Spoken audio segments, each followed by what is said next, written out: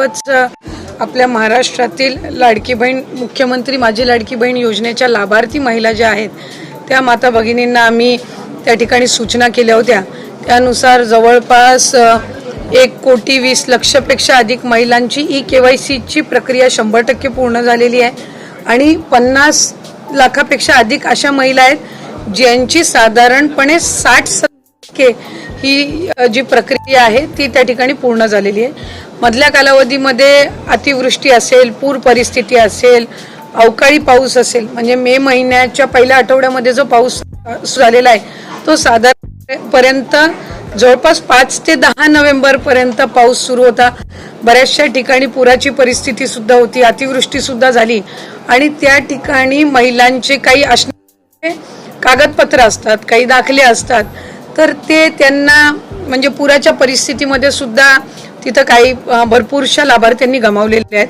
त्या दृष्टिकोनातून आणि त्याचबरोबर ज्या विधवा महिला आहेत किंवा ज्या एकल महिला आहेत म्हणजे ज्यांचे वडील वारलेले आहेत पण डिवोर्स झालेला आहे किंवा अशा पद्धतीच्या ज्या काही बाबी आहेत तर त्याच्यामध्ये त्यांचीही त्याच्यामध्ये विनंती होती, सूचना होती। मधल्या कालावधीमध्ये आदरणीय मुख्यमंत्री देवेंद्र फडणवीस साहेब, दोन्ही उपमुख्यमंत्री शिंदे साहेब आणि आदरणीय दादांच्याकडे सुद्धा त्या संदर्भातली चर्चा करण्यात आली आणि 31 डिसेंबर पर्यंत आपण KYC करण्याची मुदत ही वाढवत आहोत, म्हणजे जेणेकरून ज्या अतिवृष्टी स्थिती झाली तिथल्यांनाही महिलांना KYC साठी त्या ठिकाणी अधिकची मुदतीतून त्यांना KYCची प्रक्रिया पूर्ण करता येईल। या व्यतिरिक्त ज्यांचे पतीचं निधन झालेलं आहे, वडिलांचंही निधन झालेलं आहे, अशांकडे जे सर्टिफिकेट नाही आहेत म्हणजे अशांकडे त्यांचे जे डॉक्युमेंट्स नाही आहेत, त्यांचं डेथ सर्टिफिकेट असेल किंवा डिवोर्सचे न्यायालयांच्या जे काही डिवोर्सचे सर्टिफिकेट्स असतात म्हणजे कोर्टचे जे डॉक्युमेंट्स असतात ते त्यांना अपलोड करण्याच्या दृष्टिकोनातून किंवा एखाद्या गावामध्ये एखादी एकल महिला किंवा तिच्या पतीचंही निधन झालं आणि वडिलांचंही निधन झालेलं आहे, अशा महिलेनी लाभार्थ्यांनी जर ते डेथ सर्टिफिकेट किंवा त्या डॉक्युमेंट्स जर तिथल्या उपलब्ध करून जी सर्टिफिकेट आहे ती CDPO कडे देऊन त्या संदर्भातली सगळी प्रक्रिया पूर्ण करून घेऊ शकतील। आम्ही आजच त्या संदर्भातला शासन निर्णय सुद्धा निर्गमित करत आहोत। त्याच्यामध्ये ज्या ज्या गावातल्या किंवा शहरातल्या तिथल्या अंगणवाडी केंद्र आहेत, ज्या अंगणवाडी सेविका आहेत त्यांच्याकडे त्यांनी तशा पद्धतीचे कागदपत्र सबमिट करायचे आहेत। इन द मीनवाईल त्या मध्यंतरी त्या कालावधीमध्ये आम्ही वेबसाईटवर पण तशा पद्धतीचं ऑप्शन हे देण्याच्या दृष्टिकोनातून आमचं काम हे सुरू आहे। रोज साधारणपणे 4 ते 5 लाख महिलांचं KYCची प्रक्रिया ही त्या ठिकाणी होत आहे। मधल्या काळात थोडं 1-2 लाखावरती संख्या आलेली होती, पण नंतर पुन्हा एकदा त्या वेबसाईट आणि संबंधित विषयांवर काम करून आता ती पूर्वपदावर आलेली आहे।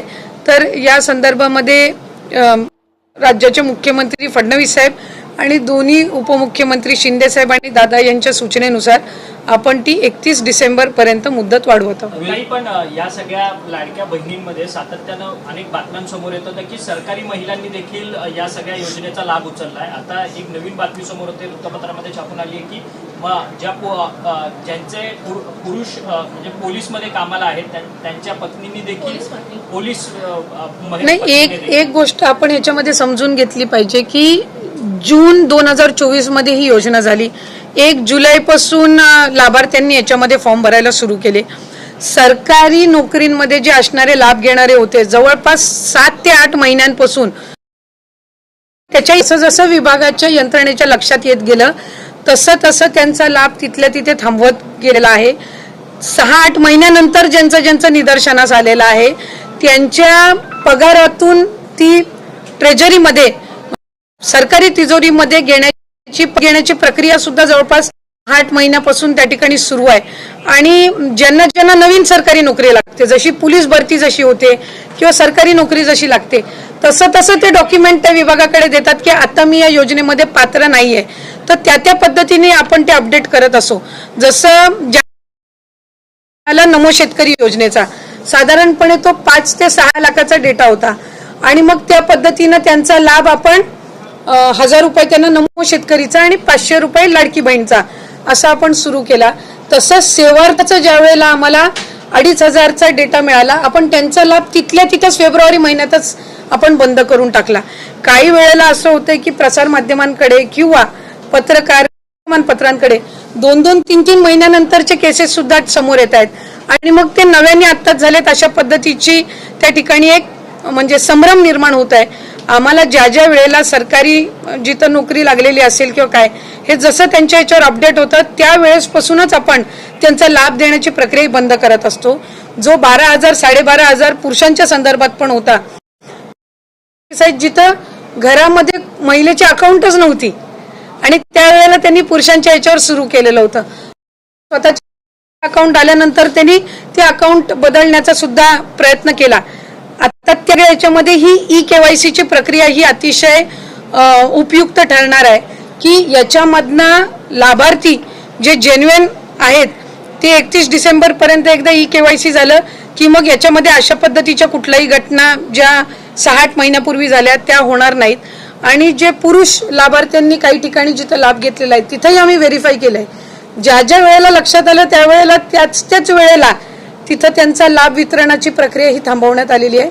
आणि ज्यांची नाही तर त्यांना दंड आकारण्याच्या संदर्भातली सुद्धा किंवा त्यांच्याकडनं ती जी रक्कम आहे ती पुन्हा एकदा वसूल करण्याच्या संदर्भामध्ये सुद्धा जो प्रस्ताव आहे तो विभागाच्या वतीने शासनापर्यंत जाणार आहे. पण ही ज्या सरकारी कर्मचाऱ्यांच्या कुटुंबाकडनं हा लाभ घेण्यात आलेला आहे, ही रक्कम काही जमा झाली का किंवा त्याचा काही अंदाजित आकडा आहे का? अंदाजित म्हणजे साधारणपणे मी आपल्याला म्हटल्याप्रमाणे सुरुवातीच्या कालावधीमध्ये आम्हाला सेवार्थीचा आलेला, सेवार्थी खरं तर 8,000 पेक्षा जास्ती आहेत, पण आम्हाला तो डेटा जसा उपलब्ध झाला 2-2.5 हजारचा, आम्ही तिथल्या तिथे ती प्रक्रिया त्यांना वितरित करण्याची थांबवली. साधारणपणे फेब्रुवारी महिन्यातली घटना आहे. सरकारीमध्ये पण बरेचसे असे आहेत ज्यांची सरकारी नोकरी लागल्यानंतर त्यांनी आपलं जे चलन असतं सरकारी चलन याच्यातनं त्यांनी ती रक्कम परतफेड केलेली आहे. जिथं जिथं प्रशासनाच्या स्थानिक प्रशासनाच्या लक्षात आलं तिथं त्यावेळेला त्यांनी एकतर तो लाभ बंद केलेला आहे